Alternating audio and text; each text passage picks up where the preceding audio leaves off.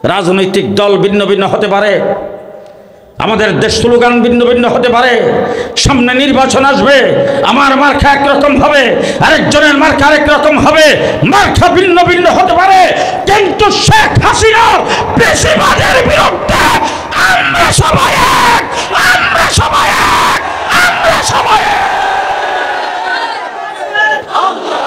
বাংলার মাটিতে আর আসতে পারবে না। আমাদের পরিচয় হলো আমরা মুসলমান। আমরা যদি এই জিনিসটা যদি ঠিক মতন রাখতে পারেন, আজকে যারা শুয়ে শুয়ে বই পান, ওরে বাবা রে, ভারত নারাজ হইলে কি হবে রে, 26 গুণ বেশি বড় দেশ, 140 কোটি মানুষ, পারমাণবিক অস্ত্রের মালিক, আমাদের চতুর্দিকে ঘেরাও করা, আমরা তাদের পেটের ভিতরে থাকি। আমি পরিষ্কার ভাষায় বলে দিচ্ছি, শুধু একটা গুণ যদি আমাদের ভিতরে থাকে, যে আমি একজন মুসলমান, যদি আমাদের দেশের দিকে চোখ তুলে তাকায়, রক্তচক্ষু যদি দেখায়, দেশের স্বাধীনতা যদি নস্যাৎ করতে চায়, হাসিনাকে কুলে বসাইয়া বাংলাদেশের বিরুদ্ধে যদি কোনো ষড়যন্ত্র করতে চায়, আর আমার দেশটা যদি আল্লাহ না করুক দখলও করে নেয়, আর যদি আমার সামনে এসে বইলরে ঢুকে, 30 সালে ঢুকে, যদি আমাদের সামনে রাইফেলের বন্দুকের গুলি তাক করে যদি বলে এই মুহূর্তে ইসলাম ছাড়তে হবে, এই মুহূর্তে দেশের স্বাধীনতাকে আমাদের হাতে উঠিয়ে দিতে হবে, আমাদেরকে মানতে হবে, আমাদের অধীনে থাকতে হবে, ওই মুহূর্তে দাঁড়ায় যদি আপনি আমি মুখ টান করে যদি বলতে পারি জীবন দিয়ে দেব, ইসলাম দেব না। এই গতকাল টঙ্গীর বিশ্ব ইজতেমা মাঠে তাবলিগ জামাতের জোর হয়েছে, অন্তত 7 থেকে 8 লক্ষ মানুষ। 5টি টাকা গাড়ি ভাড়া কাউকে দিছে? গাড়ি ভাড়া করে কাউকে দিছে? টঙ্গীর বিশ্ব ইজতেমায় 40 থেকে 50 লক্ষ মানুষের সমাগম হয়, 1টি টাকা ভাড়া দিতে হয় নাই, 1 টাকা কারো পেছনে খরচ করতে হয় নাই। আজকে আমি আরো 3টে মাহফিলে বয়ান করে এসেছি। গতকাল আমার দেশ ব্রাহ্মণবাড়িয়া, সেখানে আমার মাহফিল ছিল 11টা, আমি 6-7টাই বুধ গেছি, আর বাকি সবগুলিতে যাইতে পারিনি। এই যে গোটা বাংলাদেশে ইসলামী সম্মেলন, ওয়াজ মাহফিল অনুষ্ঠিত হচ্ছে, কোন কোন মাহফিলে লক্ষাধিক মানুষের সমাগম হয়। বাংলাদেশের রাজনৈতিক দলগুলিকে চেঞ্জ করে বলতে চায়, তার 10 ভাগের 1 ভাগ মানুষ নিয়ে জনসভা করতে হলে লক্ষ লক্ষ টাকা খরচ করে এইভাবে পারবা না। এর দ্বারা আপনারা কি বুঝছেন আমি জানি না, আমি যেটা বুঝছি, দেশটা মুসলমানের দেশ। আপনারা ঘুমাই গেছেন? আমরাও কিছু আহু করে। কার দেশ? দেশটা কার দেশ? আরে শুধু মুসলমানের দেশ নয়, নিখুঁত সুন্নতপন্থী মুসলমানের দেশ। ফ্রান্সে গেলাম, ফ্রান্স, বিশাল এক মসজিদ। আমার প্রোগ্রাম একটা হলের ভিতরে সেমিনার, আমি বক্তব্য রাখবো। হলের পাশে এক মসজিদ, বিশাল মসজিদ, এত সুন্দর কারুকার্য, মসজিদের সামনে বিশাল মাঠ, কার পার্কিং, আবার পার্কিং এর চতুর্দিকে ফুলের বাগান। মসজিদটা আমাকে ঘুরে ঘুরে দেখাইলো ভিতরে বাইরে। সকাল 10টার থেকে আমার প্রোগ্রাম শুরু। আমি হলে গেলাম, পরে তখন বলল যে হুজুর একটু দেরি করতে হবে, যে মসজিদ আপনাকে দেখাইছি ওই মসজিদের ইমাম সাহেব আসবে, উনি আসার পরে আমরা প্রোগ্রামটা শুরু করব।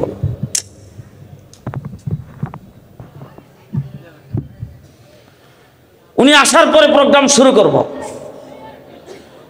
আমি তখন মনে মনে ভাবতেছি, সর্বনাশ, এত বড় মসজিদের ইমাম যদি এখানে আসে, তা আমার কোনো বিল আছে? কিছুক্ষণ পরেই কয়েকজন লোক বলতেছে, এই যে আমাদের ইমাম সাহেব আসতেছে। দেখি ফ্যান শার্ট পরা, টাই পরা, ক্লিন শেভ। আয়েশা সালাম মুসাফা হইল, বসলেন, বৈশা হাতের মধ্যে একটা ব্যাগ, একটা ডায়েরি, ওই ডায়েরিটার ভিতর থেকে একটা ক্যাপ টুপি বের করে মাথায় দিলেন। শুরুতে একজনে ঘোষণা করলেন, আমাদের মসজিদের ইমাম সাহেব এখন তেলাওয়াতের মাধ্যমে উদ্বোধন করবেন। তেলাওয়াত যখন শুরু করলেন, বাস্তব বলতেছে, আমার কাছে মনে হয়েছে কোরআন বোধহয় মাত্র নাজিল হইতেছে। এত সুন্দর তেলাওয়াত। তেলাওয়াতের পরে আমি তাকে ধরলাম, আপনি এত বড় মসজিদের ইমাম, আপনার কোরআন তেলাওয়াত এত সুন্দর, কিন্তু আপনার 3.5 হাত বুড়িতে নবীর তরিকা, নবীর সুন্নতের বংশ নাই। মাথা নিচের দিকে দিয়ে অন্তত মিনিট খানেক চুপ করে রইলেন, তারপরে মাথা উঠায়া দুবাসীকে ডাক দিয়ে বললেন যে হুজুরকে বলে দাও, আমার বাড়ি তুরস্কে, আমরা হানফি মাযহাবের অনুসারী, লেখাপড়া করেছি মিশর জামিয়া আজহার বিশ্ববিদ্যালয়ে, সেখান থেকে আমি ডিগ্রি নিয়েছি, আমি ডক্টর পিএইচডি করেছি, কিন্তু আমার দেশে ইমাম হয়েও দাড়ি না রাখলে কোনো আয়েব নাই। আমার বাংলাদেশে ক্লিনশিপ মুসল্লি, মসজিদের সভাপতি সেক্রেটারি দাড়ি নাই, কিন্তু মসজিদের ইমাম যদি দাড়িটা ক্লিনশিপ না, খালি কারসে আগাডা, হেরে যদি মসজিদ ইমামতিতে খাড়া করান, মসজিদ কমিটির সভাপতি সেক্রেটারি কৃষি আর মসজিদ কমিটির লোক অথবা কোনো মুসল্লি দাড়ি যদি তার নাও, তাকে টান্দা নামায় দিয়ে বলবে যে বেটা আমি আওয়াম মানুষ, আমি মুখে দাড়ি রাখি নাই, আমি হইলাম মুসল্লি, তুই ইমাম হইয়া দাড়ি কেটে সামনে খাড়লে কেন? এরকম নিখুঁত সুন্নতপন্থী মুসলমানের দেশ বাংলাদেশ, ঠিক কিনা বলেন? এই দেশের মধ্যে বলরা কুরআনের বিরুদ্ধে কথা বলবে, আল্লাহর বিরুদ্ধে কথা বলবে, আমাদের জান থাকতে আমরা তাদেরকে ছেড়ে দেব। দেশ মুসলমানের দেশ। আমি আপনাদের কাছ থেকে আমি জানবো, আপনারা যদি বলেন তাহলে বলবেন আর কি। আমি আমারটা বলি। আমি হযরত হাফিজ হুজুর রহমতুল্লাহ আলাইহির দরবারে ছিলাম দীর্ঘ প্রায় 7 বছর। সর্বপ্রথম আমাদের বাংলাদেশের ফখরে বাঙ্গাল রহমতুল্লাহ আলাইহি আমার আব্বা ওনার খাদেম ছিলেন। আমি ছোট সময় ওনার ইস্তেমা পাইছি, উনি আমার জন্য অনেক দোয়া করেছেন।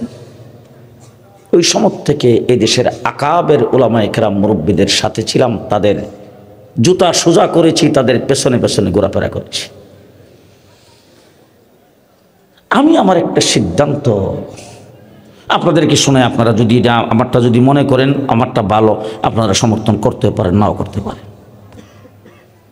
আমার জীবনের সিদ্ধান্ত হলো বাংলাদেশে ইসলাম নিয়ে যতদিন বেঁচে থাকতে পারি ততদিন বাংলাদেশে থাকবো। যেদিন ইসলাম নিয়ে থাকতে পারবো না, বাংলাদেশে থাকার আমার প্রয়োজন নাই। আপনাদের কি সিদ্ধান্ত? জি পারবেন? পারবেন? দৃষ্টান্ত স্বরূপ বলতে চাই, আমাদের পশ্চিম দিকে যারা আছে এরা আমাদের ঘনিষ্ঠ বন্ধু। আমাদের পশ্চিম দিকে কে? উত্তর দিকে কে? পূর্ব দিকে? দক্ষিণ দিকে? আসি কোথায়? কোথায় আসি একটু চিন্তা ভাবনা করে দেখবেন। রাতের বেলা শুয়ে শুয়ে চিন্তা করবেন, যারা শাপলা চত্বরে গুলি চালিয়েছিল, যারা দেশটাকে ভঙ্গ করার জন্য, এই দেশের প্রতিরক্ষাকে ধ্বংস করার জন্য পিলখানায় যারা গুলি চালায়া আমার দেশের আর্মি অফিসারদেরকে হত্যা করেছেন, তলাবিহীন গুলিতে দেশটাকে যারা পরিণত করেছেন, স্বাধীনতাকে নস্যাৎ করে দিতে যারা চেয়েছিলেন, তাদের পৃথিবীর কোন রাষ্ট্রে জায়গা দেয় নাই, ভারতের মোদির কুলেই কিন্তু জায়গা দিয়েছে। সেখানে বসে দেশের বিরুদ্ধে ষড়যন্ত্র, ফাঁসির রায় হয়ে যাওয়ার পরেও বলে কি দুষ্টা করলাম। আমি নাকি দুর্নীতি করছি, কি দুর্নীতিটা করলাম? 832 বুড়ি স্বর্ণ পাওয়া গেছে লকারে, কি দুর্নীতিটা করলাম? আপন বাগ্নির মন্ত্রিত্ব গেছে লন্ডনে, কি দুর্নীতিটা করলাম? যেই টাকা পদ্মা ব্রিজ করতে খরচ হয়েছে, শেখ হাসিনা যে লুটপাট করেছেন, একবার অন্তত 36টা পদ্মা ব্রিজ করা যেত। এরকম একজন লুটপাটকারী যিনি বাংলাদেশ থেকে বিতাড়িত হয়েছেন। আরে পৃথিবীর দেশে দেশে সরকারের পতন হয়েছে। মালয়েশিয়া সরকারের পতন হয়েছে, শ্রীলঙ্কা সরকারের পতন হয়েছে, পাকিস্তানে কয়েকবার সরকার পতন হয়েছে, বিভিন্ন দেশে পতন হয়েছে। প্রেসিডেন্ট পদত্যাগ করেছেন, প্রধানমন্ত্রী পদত্যাগ করেছেন, মন্ত্রী পরিষদ ভেঙে দিয়েছেন, তারপরে কত কিছু হয়েছে। কিন্তু এমন পতন পৃথিবীর কোনো ইতিহাসেও পড়ি নাই, চোখেও দেখি নাই। মসজিদের ইমাম যদি তার সমর্থক হয়ে থাকে, হিডেও বিদায়। এমন পতন দেখছেন কোনোদিন? দেখছেন কোনোদিন? এখন কয়েকদিন পরে পরে পুটপাট করে লকডাউন, পুট করে এসে ঢুকে পড়বে। তো লকডাউন যেদিন দিছে, যে আমি তোলা রাশি দিয়ে বাড়ি সালাম দিছি, একটারও দেখি নেই, একটাকেও দেখি। আজকে আপনাদের সামনে পরিষ্কার ভাষায় বলে যাচ্ছি, রাজনৈতিক দল ভিন্ন ভিন্ন হতে পারে, আমাদের দেশ স্লোগান ভিন্ন ভিন্ন হতে পারে, সামনে নির্বাচন আসবে, আমার মার্কা একরকম হবে, আরেকজনের মার্কা আরেক রকম হবে, মার্কা ভিন্ন ভিন্ন হতে পারে, কিন্তু শেখ হাসিনার বেশিরভাগের বিরুদ্ধে আমরা সবাই এক, আমরা সবাই এক, আমরা সবাই এক। বাংলার মাটিতে আর আসতে পারবে না। আমাদের পরিচয় হলো আমরা মুসলমান। আমরা যদি এই জিনিসটা যদি ঠিক মতন রাখতে পারেন, আজকে যারা শুয়ে শুয়ে বই পান, ওরে বাবা রে, ভারত নারাজ হইলে কি হবে রে, 26 গুণ বেশি বড় দেশ, 140 কোটি মানুষ, পারমাণবিক অস্ত্রের মালিক, আমাদের চতুর্দিকে ঘেরাও করা, আমরা তাদের পেটের ভিতরে থাকি। আমি পরিষ্কার ভাষায় বলে দিচ্ছি, শুধু একটা গুণ যদি আমাদের ভিতরে থাকে, যে আমি একজন মুসলমান, যদি আমাদের দেশের দিকে চোখ তুলে তাকায়, রক্তচক্ষু যদি দেখায়, দেশের স্বাধীনতা যদি নস্যাৎ করতে চায়, হাসিনাকে কুলে বসাইয়া বাংলাদেশের বিরুদ্ধে যদি কোনো ষড়যন্ত্র করতে চায়, আর আমার দেশটা যদি আল্লাহ না করুক দখলও করে নেয়, আর যদি আমার সামনে এসে বইলরে ঢুকে, 30 সালে ঢুকে, যদি আমাদের সামনে রাইফেলের বন্দুকের গুলি তাক করে যদি বলে এই মুহূর্তে ইসলাম ছাড়তে হবে, এই মুহূর্তে দেশের স্বাধীনতাকে আমাদের হাতে উঠিয়ে দিতে হবে, আমাদেরকে মানতে হবে, আমাদের অধীনে থাকতে হবে, ওই মুহূর্তে দাঁড়ায় যদি আপনি আমি মুখ টান করে যদি বলতে পারি জীবন দিয়ে দেব, ইসলাম দেব না, কে কে রাজি আছেন? কেল্লা কাটায় দেব ইসলাম, কেল্লা কাটায় দেব ইমান। হাত উঁচু করে বলেন, কেল্লা কাটায় দেব ইমান, জীবন দিয়ে দেব, ইসলাম দেব না। যদি এটার মধ্যে থাকতে পারেন, তাদের অস্ত্র জনসংখ্যা বেশি হতে পারে, অস্ত্র বেশি হতে পারে, তাদের রাষ্ট্র বড় হতে পারে, আমাদের মতো 26 কোটি, আমাদের মতো 18 কোটি মুসলমানদের সাথে পারবে না ইনশাআল্লাহ। ঠিক কিনা বলেন? শেষ একটা কথা আপনাদের সামনে, ইব্রাহিম আলাইহিস সালামের নাম তো আপনারা শোনেন নাই বোধ হয়, শুনছেন? ইব্রাহিম আলাইহিস সালামের কি লাগে? হ্যাঁ, জাতির পিতা। আপনাদের 30 সালের মুসলমানের জাতির পিতা হযরত ইব্রাহিম আলাইহিস সালাম বাংলাদেশে। হ্যাঁ, সারা বিশ্ব মুসলিমের জাতির পিতা হযরত ইব্রাহিম আলাইহিস সালাম। আপনারা আমার কথার জবাব দিন, বিশ্ব মুসলিমের জাতির পিতা হযরত ইব্রাহিম আলাইহিস সালাম আগামী 2041 পর্যন্ত,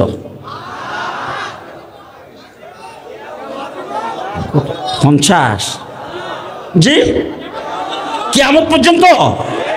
আচ্ছা, এখন আমি আপনাদের কথাই আমি বলতেছি, বিশ্ব মুসলিমের জাতির পিতা কিয়ামত পর্যন্ত সময়ের জন্য হজরতে ইব্রাহিম আলাইহিস সালাম। কথা ঠিক আছে তো? এই যে ইব্রাহিম আলাইহিস সালাম জাতির পিতা কিয়ামত পর্যন্ত সময়ের জন্য, এই বিলটা তো বোধ হয় জিয়াউর রহমানে পাশ করছিলেন।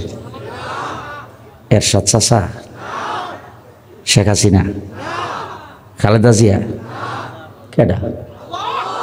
হ্যাঁ, মিল্লাত আবিকুম ইব্রাহিম হুয়া সাম্মাকুমুল মুসলিমিন। বিল পাস করেছেন কে? আল্লাহ পাক বিল পাস করেছেন। এখন আপনারা আবার মাইন্ড করতেছেন না তো? এখন আপনারা বলেন তো, ত্রিশাল শহরে, ময়মনসিংহ শহরে, কিশোরগঞ্জ শহরে, জামালপুর শহরে, শেরপুর শহরে, টাঙ্গাইল শহরে, নেত্রকোনা শহরে, অথবা ঢাকায়, অথবা ফেসবুকে, কোনো মিডিয়াতে আজ পর্যন্ত, বা গুগলে তালাশ করলে পাওয়া যাবে কিনা, ইউটিউবে তালাশ করলে পাওয়া যাবে কিনা, পৃথিবীর কোনো শহরে, কোনো জায়গায় ইব্রাহিম আলাইহিস সালাম যে মুসলিম জাতির পিতা, তার বিরুদ্ধে কোনো একটা মিছিল, বিবৃতি, মানববন্ধন, হ্যাঁ, স্লোগান হয়েছে? কিয়ামত পর্যন্ত হবে। আরো জোরে কেন? কেন? পরিষ্কার ভাষায় বলে যাচ্ছে, মনে রাখেন, মুসলিম জাতির পিতা, কোন মুসলিম দেশের জাতির পিতা সংসদে বিল পাস করে জাতির উপর চাপিয়ে দেওয়া যায় না, আল্লাহর পক্ষ থেকে ঘোষণা হয়। যদি কেউ জাতির উপর তার বাবার নামটাকে চাপাইয়া দিতে চায়, কিছুদিন পরে সে গোড়ার ডিমে পরিণত হয়ে যায়। ঠিক কিনা বলেন? একটা মূর্তির বিরুদ্ধে কথা বলেছিলাম, তারপরে আমাদেরকে হাতে পায়ে ডান্ডা ভিড়ি লাগিয়া ফাঁসির শেলের মধ্যে বন্দি করে নিয়ে রেখেছো, রিমান্ডে আমাদেরকে নির্যাতন করেছো। যেদিন তোমার পতন হয়েছে, তোমার বাবার মূর্তির গলায় জুতার মালা লাগায় সমস্ত মুরগি ভেঙে চুরমার করে দিয়েছে। জাতির পিতা বানাই কে? হযরত ইব্রাহিম আলাইহিস সালাম জাতির পিতা, নাম হইল খলিলুল্লাহ। কি নাম? সংক্ষেপ কথা, ভালো করে হিসাবটা মনে রাখেন। ইব্রাহিম আলাইহিস সালাম নাম খলিলুল্লাহ। তার ছেলেকে আল্লাহ পাক বলছেন জবাই করে দাও। ছেলে জবাই করতে নিয়ে গেছে, ছেলে জবাই হয় নাই, জান্নাতি দুম্বা জবাই হয়ে গেছে। ইব্রাহিম আলাইহিস সালামের ছেলের নাম হয়ে গেল জবিহুল্লাহ। ইব্রাহিম, খলিলুল্লাহ, ইসমাইল, জবিহুল্লাহ। আল্লাহ রাব্বুল আলামিন ডাক দিয়ে, ইব্রাহিম ঘর বানাও, মাদ্রাসা বানাও, মাদ্রাসা। হযরত ইব্রাহিম আলাইহিস সালাম হলেন রাজমিস্ত্রি, আর ছেলে ইসমাইল হলেন যুগালি। দুইজনে মিলে ঘর বানাইছে। ঘরটা যখন কমপ্লিট হয়ে সারছে, ঘরের চৌখানের মধ্যে ধরে হযরত ইব্রাহিম আলাইহিস সালাম দাঁড়াইছে। দাঁড়াই আল্লাহরে ডাক দিয়ে কয়, রব্বানা তাকাব্বাল মিন্না ইন্নাকা আনতাস সামিউল আলিম। আল্লাহ, ঘরটা যে বানাইলাম, ঘরটা তুমি কবুল আর মঞ্জুর করো। আল্লাহ ডাক দেখি, ইব্রাহিম খালি কবুল করলেই তো শেষ হবে না। তোমার নাম খলিলুল্লাহ, ছেলে ইসমাইল জবিহুল্লাহ, দুইজনে মিলে ঘর বানাইছো মাদ্রাসা। ওই মাদ্রাসার নামও রাখলাম বাইতুল্লাহ। এত জোরে সুবহানাল্লাহ বললে মেশে বাইরে থেকে শুন বাঁচতে। মাদ্রাসার নাম বাইতুল্লাহ। এখন হযরত ইব্রাহিম আলাইহিস সালাম আল্লাহ ডাক দেখি, ইব্রাহিম চাও তুমি আমার কাছে কি চাইবা? যা চাও তাই দিমু। হযরত ইব্রাহিম আলাইহিস সালাম বাইতুল্লাহর চৌকাঠে ধরে দাঁড়াইছে। দাঁড়ায় আল্লাহরে ডাক দেখো, আল্লাহ আপনি কিন্তু কইছেন যা চাই তাই দিবেন। এমন একটা জিনিস সামুজিরের একটাই বানাইছেন, রব্বানা ওয়া বা'স ফীহিম রাসূলাম মিনহুম। আল্লাহ ঘর বানাইছে তামাম পৃথিবীর কেবলা, তামাম পৃথিবীর কাবা, তামাম পৃথিবীর মার্কাজ, তামাম পৃথিবীর মাদ্রাসা। ঘর বানাইছে তামাম পৃথিবীর শিক্ষা কেন্দ্র, ইউনিভার্সিটি। তার জন্য একজন শিক্ষকের দরকার। শিক্ষক হিসেবে তোমার হাবিবকে চাই। আল্লাহ ডাক দেখে, ইব্রাহিম দরখাস্ত মঞ্জুর। মাদ্রাসার নাম বাইতুল্লাহ, শিক্ষকের নাম হাবিবুল্লাহ। এবার শিক্ষক পাইলাম, পাঠ্যর দরকার নাই তো।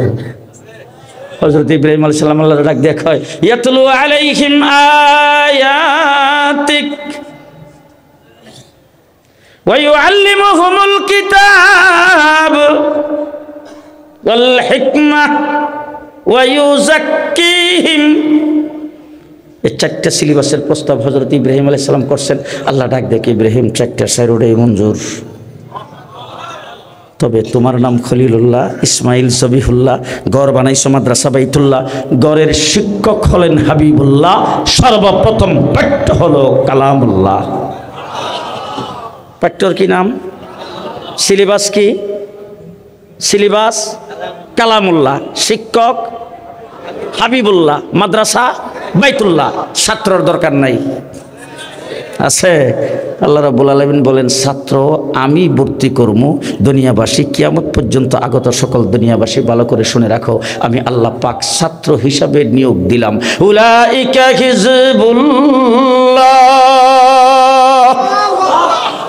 ছাত্রকে, ছাত্রকে হিজবুল্লাহ কার দল? আসতে আওয়ামী লীগ, বিএনপি, জাতীয় পার্টি, কার দল? কার দল? এবার আল্লাহ রাব্বুল আলামিন বলেন, শিক্ষক হলো হাবিবুল্লাহ, মাদ্রাসা হলো বাইতুল্লাহ, পাঠ্য হলো কালামুল্লাহ, ছাত্র হলো হিজবুল্লাহ। এখন শেষ কথা আপনাদের জিজ্ঞেস করতে চাই, আলেম ওলামা ইকরাম এখানে আছে, আমাদের মাদ্রাসাতে মাদ্রাসাগুলি সমস্ত বুটগুলি মিল্লা একটা বুট হয়েছে দাওরায়ে হাদিসের মাস্টার্সের মান দিয়া, সেই বুটটার নাম হলো হাইয়াতুল উলিয়া লিল জামিয়াতিল কওমিয়া বাংলাদেশ। এবার আমি আপনাদের জিজ্ঞেস করতে চাই, পড়াইছে শাইখুল হাদিস, পড়াইছে মুহাদ্দিস, আমরা মাদ্রাসায় পড়াই, আমাদের শিক্ষকরা পড়ায়, পরীক্ষার বেলা কি পরীক্ষা আমরাই নেই নাকি বোর্ডের থেকে অন্য কেউ আইসা নেয়? কথা বলেন, কথা বলেন, কথা বলেন। পরীক্ষা কি আমরা নিজেরা নিয়ে নেই না বোর্ডের থেকে কেউ আইসা নেয়? বোর্ডের থেকে জাজবেন আইসা তারপরে পরীক্ষা নেয়। আমার আল্লাহ রাব্বুল আলামিন বলেন, দুনিয়াবাসী ভালো করে শুনে রাখো, মাদ্রাসা হলো বাইতুল্লাহ, আমার হুকুমে ইব্রাহিম খলিলুল্লাহ তিনি বানাইছে, জবিহুল্লাহ বানাইছে, মাদ্রাসার নাম রাখলাম বাইতুল্লাহ, মাদ্রাসার শিক্ষক হাবিবুল্লাহ, পাঠ্য হলো কিতাবুল্লাহ, পাঠ্য হলো কালামুল্লাহ, ছাত্র হলো হিজবুল্লাহ।